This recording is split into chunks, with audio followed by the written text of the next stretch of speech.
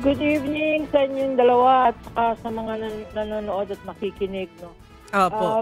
Before I answer your questions, gusto ko lang i-clarify no, na for the meantime, kami ay mga private lawyers na tumutulong upon nagkokonsulta ang lawyers ng house sa mga lawyers kagaya ko. No?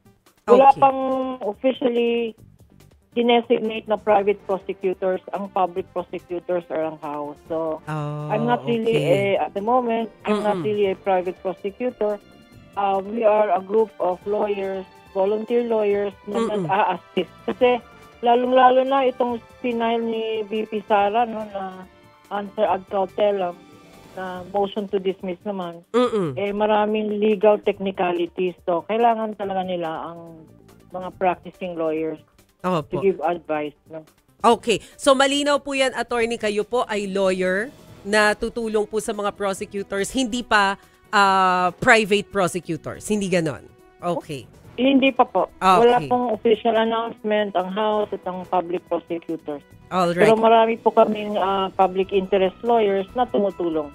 Marami po kaming volunteer lawyers na kuminsan kinokonsulta, kuminsan hinihingan ng legal advice. Hindi pa po official ang listahan ng mga private prosecutors. Inaayos pa, kumbaga pina-finalize pa nila. So, paano po yan, attorney, pag na-assign na po talaga officially yung private prosecutors, meron kayong mga subject matter na kailangan nyo pong aralin, kailangan nyo pong, aralin? Or mag-focus Opo, kasi kayo? ang Kanya-kanyang article. Kanya-kanyang assignment, kumbaga. Oo. O kasi in-announce na ng public prosecutors na may kanilang assignment sila.